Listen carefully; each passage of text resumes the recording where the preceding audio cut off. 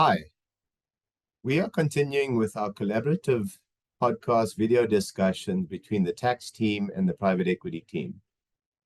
On previous episodes, we discussed dry powder in the private equity market as well as exits. And today we're going to be focusing on warranty and indemnity insurance in the private equity space. My name is Samir Ellary, a partner in the tax team. With me, I have Kate, Peter, Naqeeba Hassan, and Janine Howard, all from our private equity team. Naqeeba, to kick things off, what is W&I insurance and where have we seen it? Thanks, Sam. W&I insurance is a product if utilized as part of a M&A transaction or PE transaction. It allows for relocation of risk for most warranty and tax indemnity breaches from the seller to an insurer. So in other words, if after the transaction is implemented, the buyer will lodge its claim against the insurer instead of proceeding against the seller. Traditionally, W&I insurance was widely used in private equity deals. This is because when private equity players are acquiring assets, often management and founders form part of the sellers and therefore will remain in the business, which then shifts the liability to the insurer, which fosters better and more durable relationships.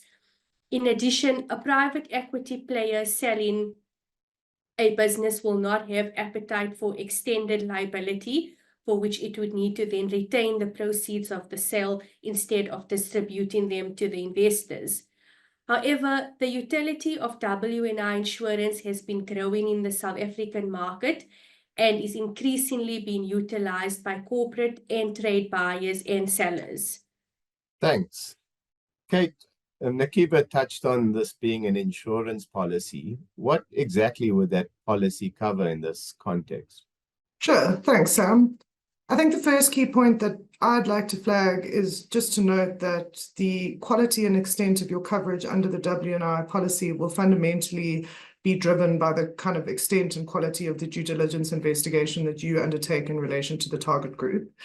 So typically areas that are not diligenced will not be covered by the W&I policy. And this applies even where there's been a vendor or sell-side due diligence which has been undertaken in relation to the target group. The scope of your DD can, of course, be a top-up or confirmatory due diligence based off what is contained in the vendor due diligence, but there is a requirement that you as the buyer undertake your own due diligence in relation to the target group. Broadly speaking, though, W&I policies will generally cover loss arising from breach of warranties or a claim under an indemnity, events occurring but which were unknown to the insured, defense costs and gross-up costs. There will, of course, also be limitations on the amounts and what you can claim from the insurer. These will typically be things like de minimis amounts below which you cannot make a warranty claim, retention amounts, and limitations on the total liability of the insurer under the policy. The thresholds at which the limitations are set will also affect the pricing of your policy. In addition to the limitations, there are also general and specific exclusions which will apply in relation to your W&I policy. So matters that are excluded will not be covered by the W&I policy. So examples of exclusions include matters that have been fairly disclosed to the buyer, matters which are known to the buyer at the signature date of the transaction, fines and penalties other than fines and penalties relating to tax, consequential and indirect losses, structural defects, purchase price adjustments, and then there are some general exclusions that W&I insurers typically won't cover, and that includes, pollution or environmental contamination and certain tax risks. So, for example, risks relating to transfer pricing. Thanks.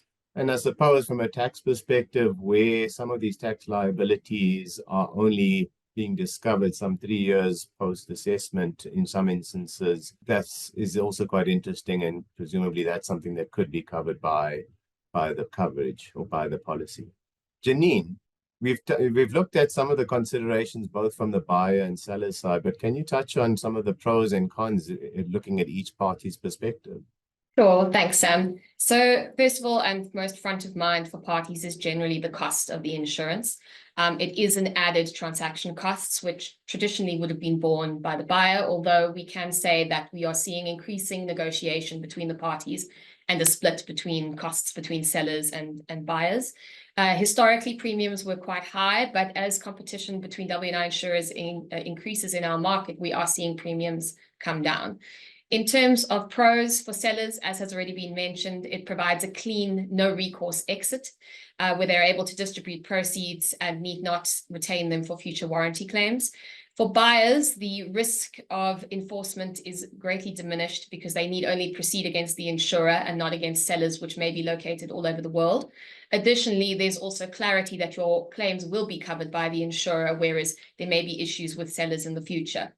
And then finally, just from a transaction negotiation perspective, W&I insurance allows traditionally controversial aspects such as warranties and their limitations to be bypassed as part of the negotiation process, as these will be dealt with by the warranty and indemnity insurance policy. Thanks. Naqeeba, from a procedural perspective, how long does it actually take to put a policy in place, and what does the process loosely entail? So the W&I process first entails the insurer assessing the materials in a data room, which is probably a virtual data room, and delivering a questionnaire to be answered by the buyer. Thereafter, the insurer and its counsel, like Bowman's, would consider all due diligence reports in respect of the target and deliver a second questionnaire to be answered by the buyer and the teams who conducted the due diligence. Following this, there's an underwriter's call where the buyer and its advisors answer any follow-up calls with the insurer and which the insurer and its advisors may have. And finally, then the insurer will deliver its coverage position, and then this will then be negotiated by the buyer before execution of the policy. Thanks. Kate, I suppose on any transaction or deal, timing is always key. In your experience, what's your experience been like when it comes to timing? Are we seeing delays on deals as a result of W&I insurance policies, or are there things that can be either front-loaded or run in parallel through our typical deal timeline?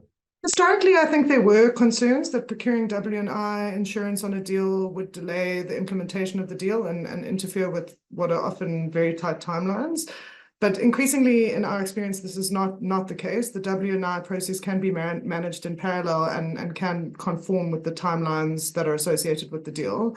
So depending on the availability of the due diligence materials, which need to be considered by the insurer and their counsel, we expect that W&I processes typically take between 2 to 3 weeks.